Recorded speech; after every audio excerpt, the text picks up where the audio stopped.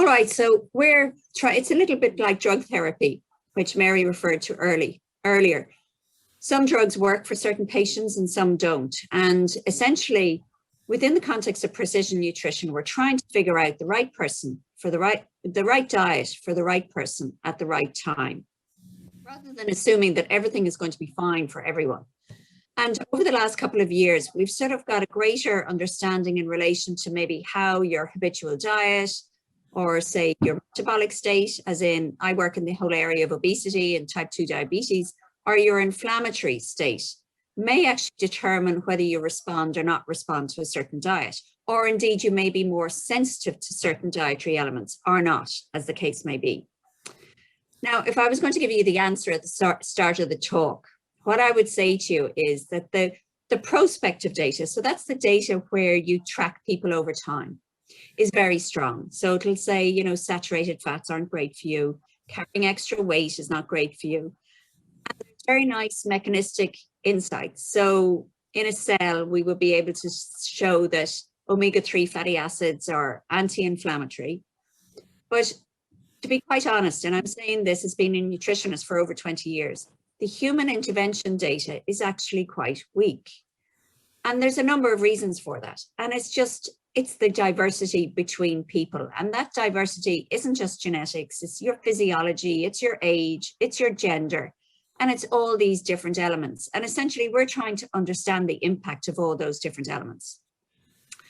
Now, there was one lady, I was looking at the chat box, and she was told that, you know, perhaps her poor diet was the cause of her getting rheumatoid arthritis. And I don't know, but that's a fairly harsh sort of supposition, because all the potential impacts on your immune system and your immune system status, there's a whole host of factors, and nutrient intake and diet is just one of those. And I'm just going to walk you through some of the elements which may be relevant to you.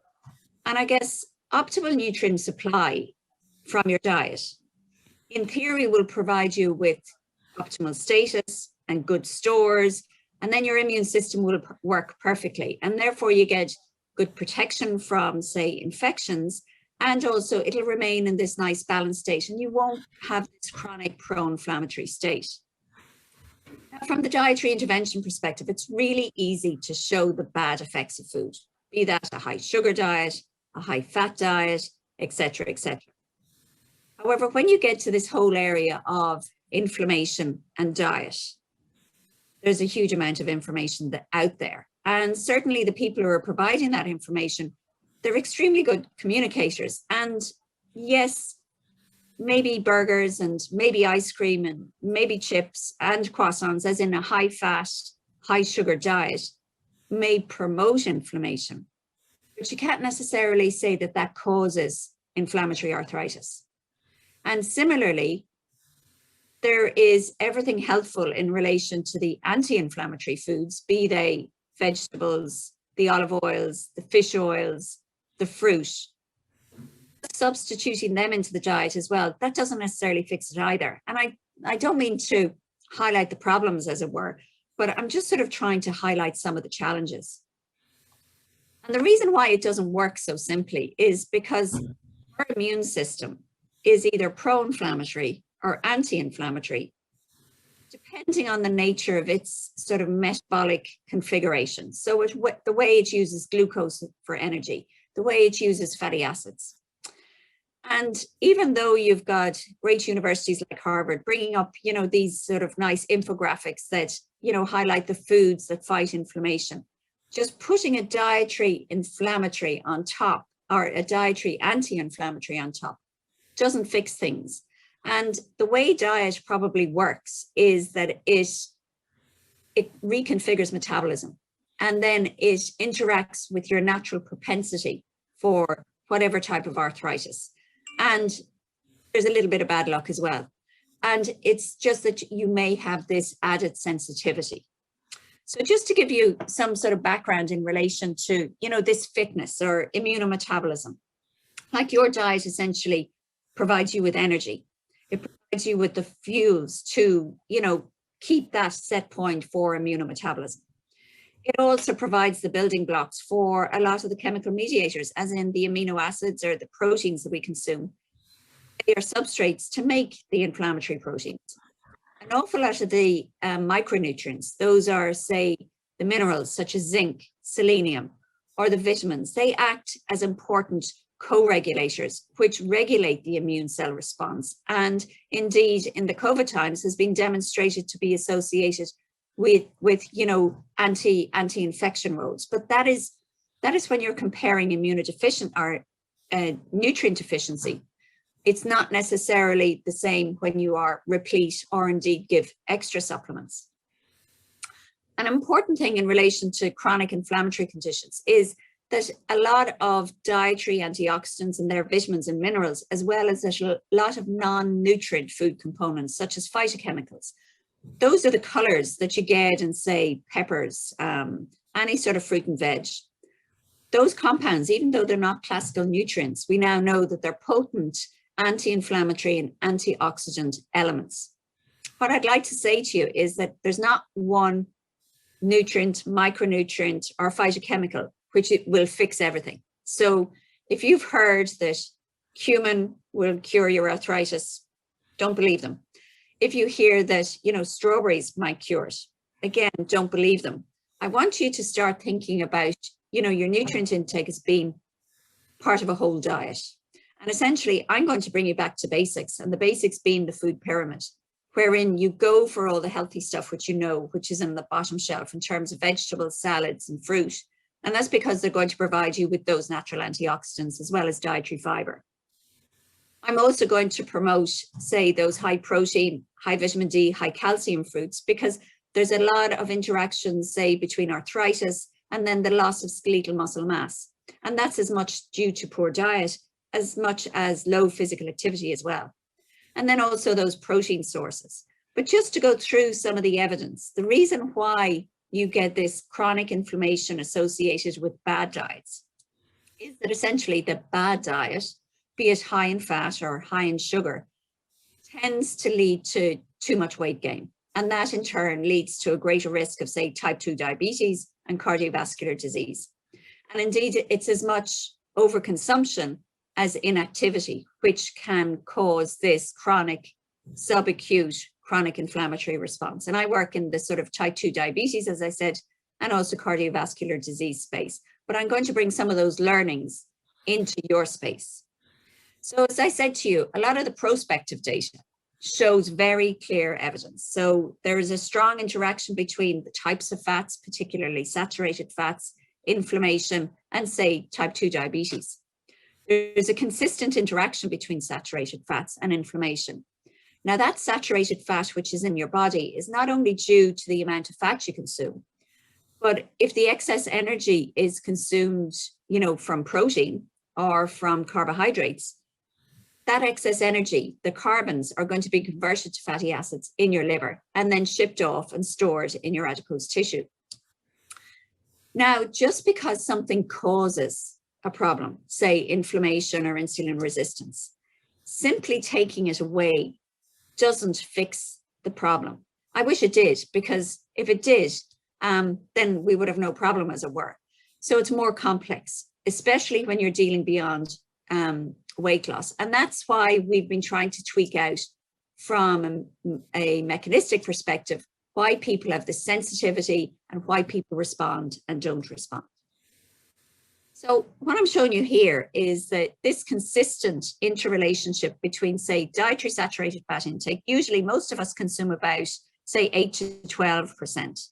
If you go up in terms of consuming more saturated fats, and you have sort of a concomitant sort of pro-inflammatory tendency, then you're going to have a greater risk of both insulin resistance and higher levels of the inflammatory markers, one of which is an acute phase protein called CRP. Now, because obesity and, say, high saturated fat diets are associated with inflammation, a few years ago, in my simplistic perspective, I assumed that if we gave children, well, teenagers who were overweight and obese, an anti-inflammatory cocktail, we'd fix everything, and I guess 2020 hindsight's a great thing. So this was an intervention study which was run by Avi McMorrow. She was a dietitian now in St. James's, or she's since moved to Sligo. Aoibhinn did this as part of her PhD. So she was investigating whether an anti-inflammatory cocktail, and this cocktail was composed of the equivalent of, say, 2 portions of oily fish, so plenty of long-chain N3-PUFAs or omega-3s.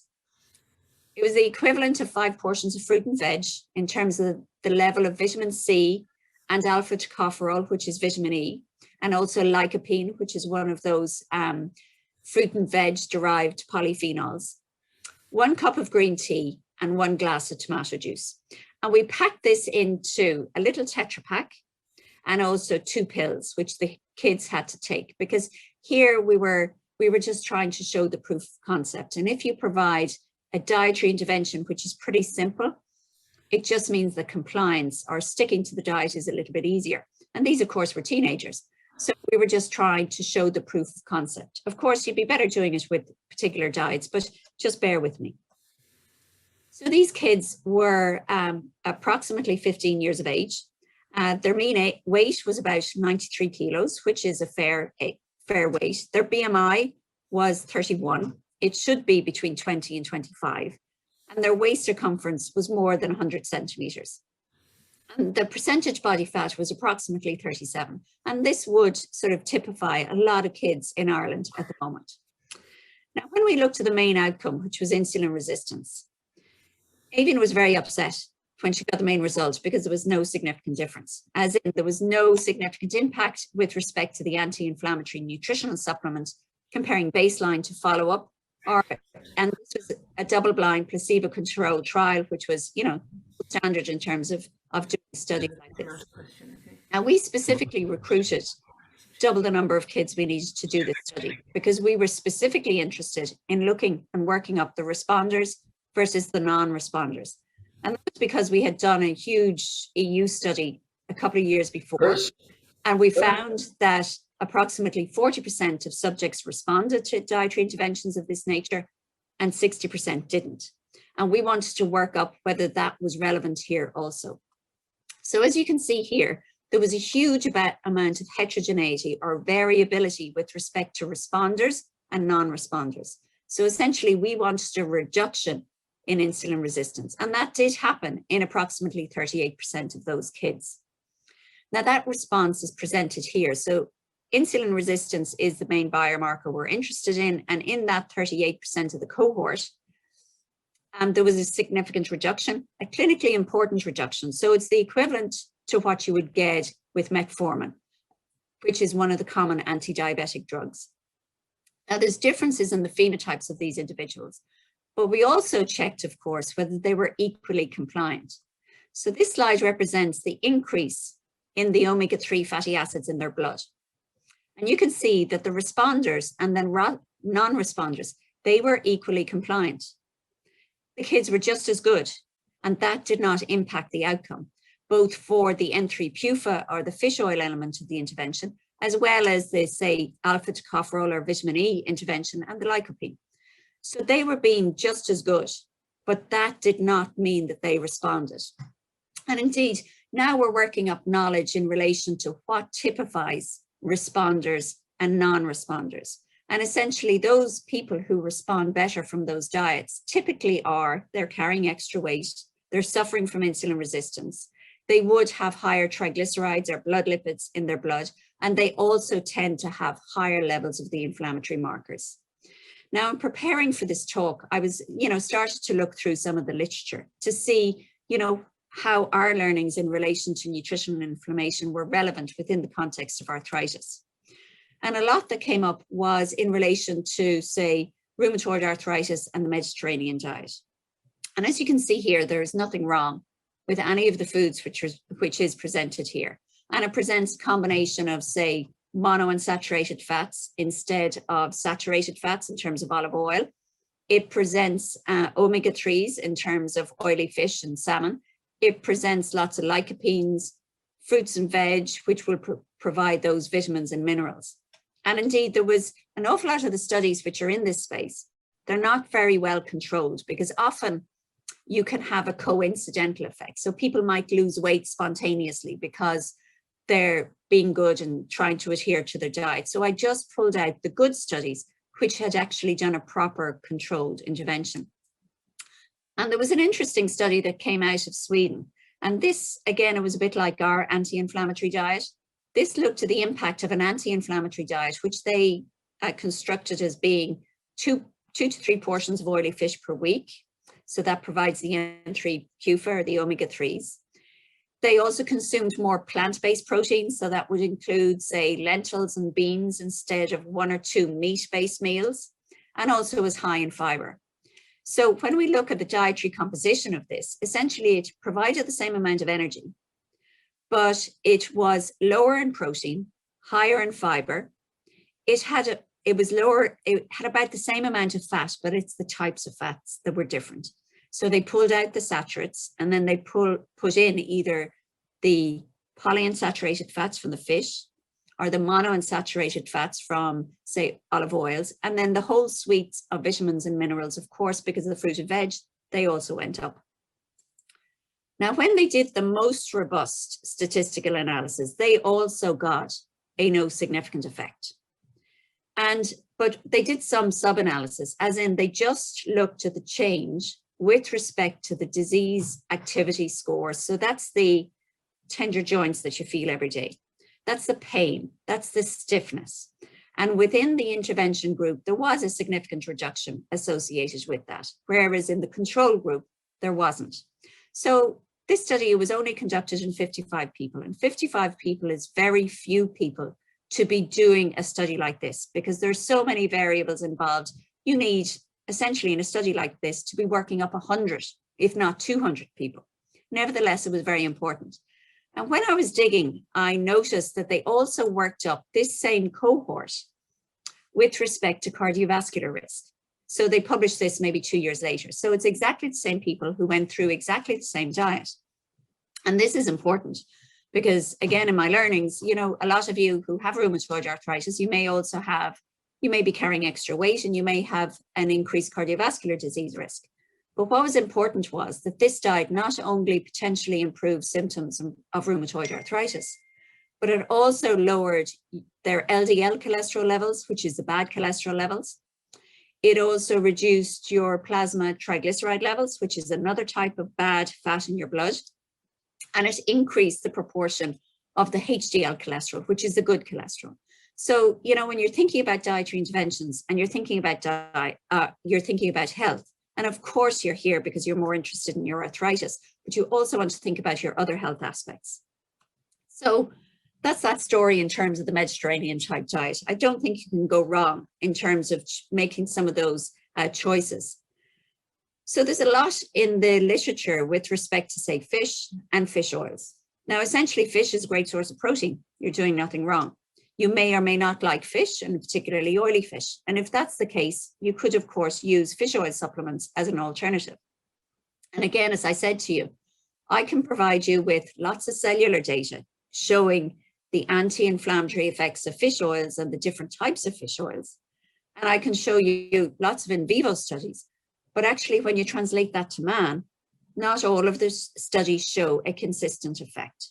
Nevertheless, my mum has rheumatoid arthritis. I've been saying to her to, you know, take fish oils for years. I'm here going, well, I've got the sort of same familial background, same sort of dietary background. Fair chance I'll get rheumatoid arthritis. So I'd take fish oils every now and again just to, you know, try to prevent that.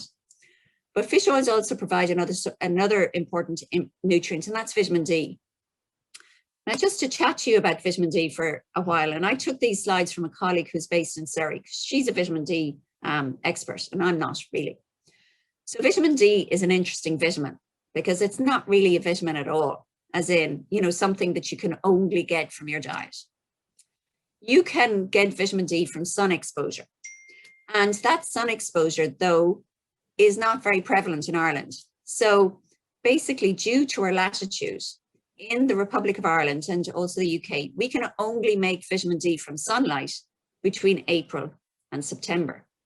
And for that reason, your GP or your physician may prescribe vitamin D supplements. And again, there's a great interaction between, say, skeletal muscle biology and health, as well as bone health in the arthritis space. Now, the thing about vitamin D is that it is, in the last couple of months, it has come up as being, you know, the anti-inflammatory nutrient. And that was because of COVID. And that was because it was very evident that a lot of malnourished patients who, of course, had low vitamin D status did worse in terms of COVID infections and survival and things like that. Now, it's important to clarify that it was actually deficiency is associated with a poor immune response. And it's important to be replete and to have sufficient.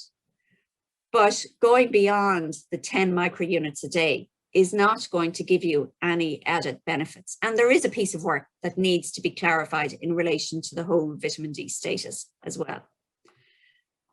There are a lot of foods which are natural antioxidants, which I mentioned. You've got the vitamin A's, the C's, the E's, selenium, and zinc. And essentially, you don't have one fruit or veg that just provides one of them. So choose whichever one you prefer. Some people find that acidic foods, or could be tomatoes, doesn't agree with them. If they don't agree with you, agree with them. If they don't agree with you, avoid them. But don't avoid that whole shelf of the food pyramid, as it were. Often people can promote elimination diets for, inflammatory conditions. And the reason why I have a non-smiley face there is that I sort of avoid that space, because very strict elimination diets can actually lead to nutritional deficiencies, and you just don't want to go there. And that's most particular actually as you get a little bit older. And we do quite a lot of research in the sort of healthy aging space. And it's important to appreciate that beyond, as you get older, you just sort of need to be a little bit more conscious of your diet. And the reason for that is that our energy requirements, once you pass 20, our energy requirements go down, but your nutrient requirements stay up.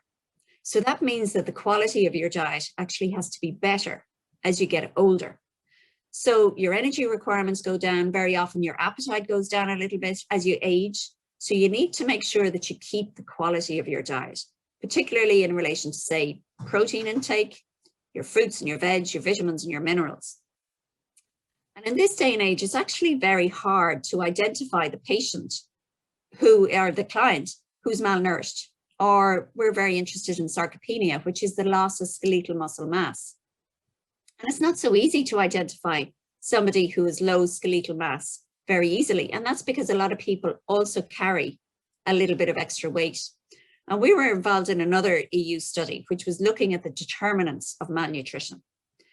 And the single most important determinant of malnutrition that was identified had nothing to do with what we ate, but it had to do with mobility. And initially I was here going, oh, that just couldn't be, but it just makes sense, because you see, with immobility as well as poor diet, of course, your muscles and your skeletal muscle mass is going to fade away. So what I'm putting up here is the cross-section of somebody's leg, and the dark shady part shows the muscle. And this is the leg muscle of a 24-year-old male. This is the leg muscle of a 66-year-old male. And what you can see is that the amount of skeletal muscle mass, which is the dark, is of course reducing. And the amount of fat, which is just under the skin, is increasing. And that man has an average daily step count of 3,000 steps. This man is exactly the same age, it's pretty much the same weight. And look at his skeletal muscle mass. His physical activity is up at about 12,000. Now, physical activity and diet interact with each other with respect to skeletal muscle mass. And indeed, with respect to protein intake, it is recommended that older people consume more protein than younger people. And the reason for that is you need to reach a threshold of about 30 to 40 grams to induce what we call skeletal muscle protein synthesis. So our muscles build up and break down 2 or 3 times during the day. So when you eat, you induce muscle synthesis. And then when you're in the fasted state, they sort of break down. And then you eat again your lunch and it goes up and then it goes down. So what you need to do is try to ensure that you consume approximately 30 to 40 grams of protein, which is presented here in the slide, at as many meals as possible. Certainly 2 meals in the day, if not 3. but 30 to 40 grams of protein is a fair amount of food to consume. So that would be, say, 5 to 6 eggs, depending on the size of the eggs, a small chicken fillet, 2 scoops of yogurt, a fair amount of food. Now, feeding protein is part of the story, as I said to you, but it's also the physical activity. And we've just finished a very large human randomized controlled trial in subjects over the age of 65. And essentially, we provided them with a supplement which contained this unique amino acid called leucine and fish oils, with a view to trying to prevent sarcopenia. And they took these supplements for 6 months, stuck to the supplements. The diet-only intervention doesn't really work. It only works when you combine it with physical activity, and particularly resistance exercise. And I'm sure this is something that the next speaker will talk about. And I completely appreciate that, when you are suffering from rheumatoid arthritis or osteoarthritis, your joints are sore, but nevertheless, just keep moving, because that movement actually improves your immune fitness and improves your immune metabolism. And that dietary element is important, and also the physical activity element is really important. So what do you do? Do you choose vitamin supplements, or do you choose the foods which will provide those elements? Now, I'm sure when you move into or go into a pharmacy, I mean, there's a barrage of anti-inflammatory supplements which will solve everything.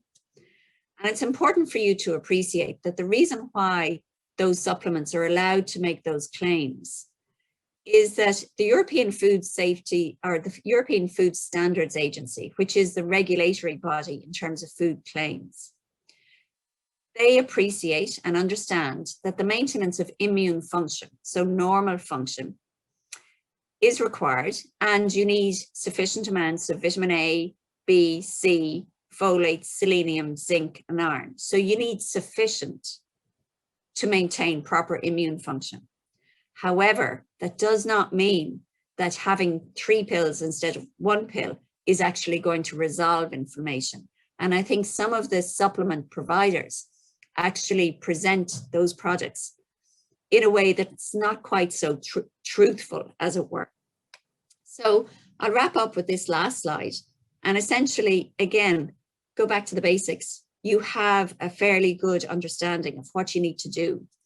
And if you follow these health eating guidelines, you'll not only help prevent the exacerbation of your rheumatoid arthritis or osteoarthritis, but you'll also look after other coexisting conditions, be that sarcopenia because you're not moving quite so much as you might otherwise, or be that the presence of obesity and type 2 diabetes, and you can improve your cardiovascular and cardiometabolic health. So that's why I say to you to think of the whole diet, because you not only want to think about your arthritis, you really do want to think about other elements of your health. And I guess as a scientist, as a nutritionist, there's a huge amount of innovation in this space that we need to achieve. And we really need to understand whether it is possible or not to resolve inflammation using these sort of dietary interventions, because certainly bad diet can drive inflammation, but the extent to which we can pull that back, that's the part of the challenge that we still haven't solved. And just by the end of the talk, I sort of thought, look, I'll give you a couple of links. I took a lot of the information for this talk from proper information sources, and Dr. Google is not always the best source.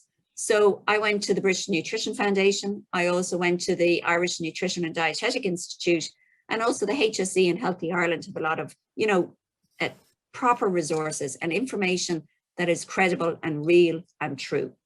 And with that, I'd be quite happy to take any questions if anybody has any. Thanks very much, Helen. That was a fantastic overview, actually, of a very difficult topic, I think. I'm going to start you off with one very easy question. Somebody's asked, I always thought tomatoes were bad for inflammation. Yeah, I don't know where that came from. And do you know what? Sometimes, though, we don't understand everything. So maybe there is, there's a lot of information or proposition that acidic foods, cause a flare. And with chronic inflammatory diseases, it's quite possible that some people have a sensitivity to certain chemicals and foods. And then also think of tomatoes, maybe there's something on them, maybe there's something there. And I would very much listen to patients. And if they find the tomatoes don't work, take them out. You can replace the nutrients with something else, or indeed, if you don't like them, just take them. Yeah, and I think that's a key message. I think particularly for areas where we don't know a lot of, where there's not a lot of clear information. Yeah. If a patient feels that there's something that doesn't suit them, then just avoid it in their diet. Just avoid it. Yeah. So there's one really interesting question here now. There's quite a few actually, but I'm a new parent. How important is diet in early life in relation to the effectiveness of the immune system later on? Yeah, I guess the best thing you can do for a child is keep a healthy weight. And you do that with diet and physical activity, essentially. And then just try to, it's diversity. Just do your best. You know what to do. And kids are notorious for eating what they like and they don't like, but there is quite a bit of information, though, is there not, to suggest that if a diet is bad in the first few years of life, that you mean specifically children with chronic conditions? Yeah. Now, in the, say, inflammatory bowel disease space, sometimes they use quite aggressive dietary interventions, such as elemental diets. And they do actually work. So an elemental diet is literally one which is in a jar and it's not food. And it does calm down inflammatory bowel disease. Yeah. However, you couldn't live a life. You couldn't live on that, No, you can. You can be sustained. But, food is more important. You've got the social element. You've got, so it is possible to calm down, certainly within the context of IBD. Now, whether that's true in rheumatoid arthritis, I don't know. Yeah. But that is a very severe diet to stick with all your life. And essentially, in that context, you should be working very closely with a dietitian. Sure. Yeah. The foods and, take their advice. Yeah. So the next question, I've heard that fasting and a low carb diet is very effective at reducing inflammation. What are your thoughts? Okay. Fasting and low carb diets, they do attenuate chronic inflammation, and they do that because you lose weight.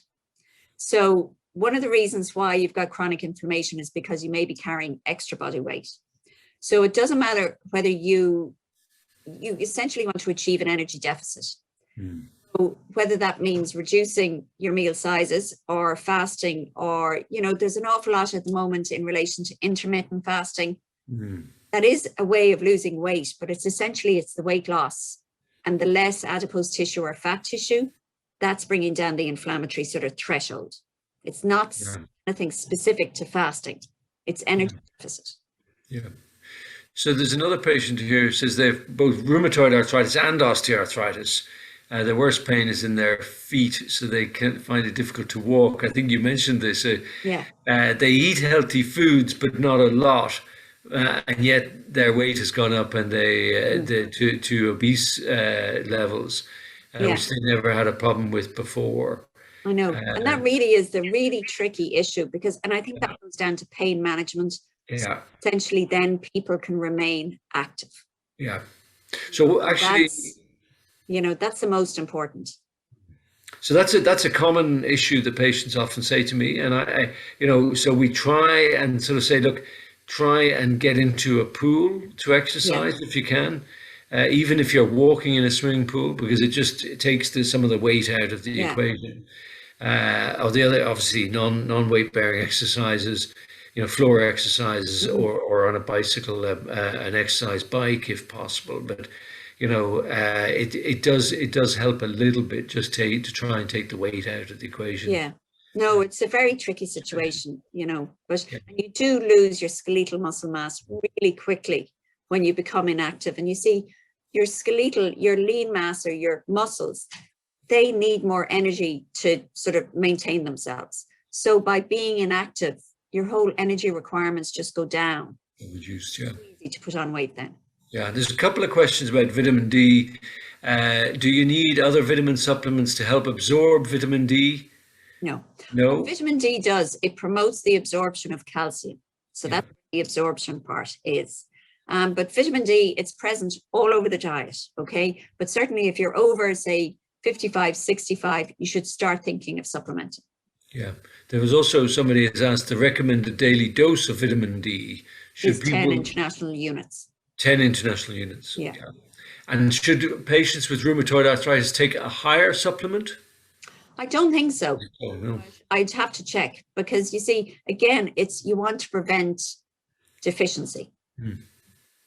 Yeah, I mean, I think a lot of our patients, I mean, we often check vitamin D levels, and everybody, even in normal people, I think are vitamin D deficient in Ireland most of the time. Yeah, they're low. And if you're carrying extra weight, I think the vitamin D sort of goes into the adipose tissue or into the fat tissue. It's sequestered. Plasma when you measure it. Yes. So it's not necessarily that it's not there, it's just not evident when you measure. Yeah. So, I mean, it is, the studies on dietary intervention, when people actually have got a bad diet, it's very difficult to show, and I think you've mentioned this, that the evidence in human studies is very weak. Is that because we just can't study enough people, or because there's so much diversity in the factors? I think it's a combination of things. I think it's one, you have to do a dietary intervention, you have to do it very carefully, because if you put something in, you can easily knock something out. Yeah. Is it what you put in or what you take out that's actually being active? But secondly, as you know, the inflammatory system, it's sort of hard to measure. Yeah. In terms of, they may be looking, it's just a difficult system to measure. And there's a lot of variability. And that's why you need decent numbers of people in those studies. And most of the studies I saw, they were always less than 50. Yeah. Studies of that nature, you're talking about hundreds. Yeah, we really need international studies with thousands of people, I think. Yeah. So there's a question, a couple more questions. Let me see. Sorry, there's hundreds of questions here. Do you need sun to make vitamin D usable? No. I think you do. Yeah, you activate it in your skin. But again, that only happens between April and September. Yeah. But if you take vitamin D supplements... No. The supplement is active. Is active, yeah. So actually, one of your colleagues, I think, has written here, thanks, Helen, for a very interesting presentation. There is a study on med diet in people with rheumatoid arthritis ongoing in the University of Limerick at present. So hopefully this will add to the limited evidence of in this area. So I don't know whether they're still recruiting for that, but if anybody with rheumatoid arthritis is in the Limerick area, I'd probably get in touch with them in UL. I take fish oil and vitamin D. Is that okay also? Yes. Mm-hmm. Absolutely. Yeah, but again, the evidence, it's not 100%. But as I say it to my mum. Yeah. Myself, we did you're not going to do any harm. We did a study about 30 years ago of fish oil supplements in psoriatic arthritis. Yeah. And actually, we couldn't measure a change in the inflammation. What we found was that people actually took less anti-inflammatory meds. And that's a plus. It seemed to have some effect in reducing their requirement for anti-inflammatories, which was a sort of a surrogate, if you like, measure of reduced inflammation. But that's an important outcome, because that's what they have found within the context of rheumatoid arthritis. It sort of means that then the physician can prescribe less of the pharmacological anti-inflammatories. Yeah. And that's important. But you see, a nutrient is like a minuscule drug, in terms of, the potential efficacy. Yes. Maybe, it's looking at to enhance efficacy of one with the other. Yeah. I think there's one more question here, which we might just, where did I see it? Oh, yeah. Quite a few specialist consultants have very little knowledge of nutrition and how it is very much our medicine. Are we actively trying to modernize the education of current crop of medical students with more emphasis on how critical nutrition is to our health. And I would have to agree with that comment in terms of consultants' knowledge of nutrition. I think it is quite limited. And then also access to dietitians. But you'll be glad to know, apparently the HSE is another 170 dietitians to be recruited, you know, be in the primary care setting. You know, actually, you know, I guess we have to be out there more in terms of providing information to balance the information or misinformation that Dr. Google provides. Yes, that's right. Yeah. You know, when you are in pain, you try anything. Yeah, that's right.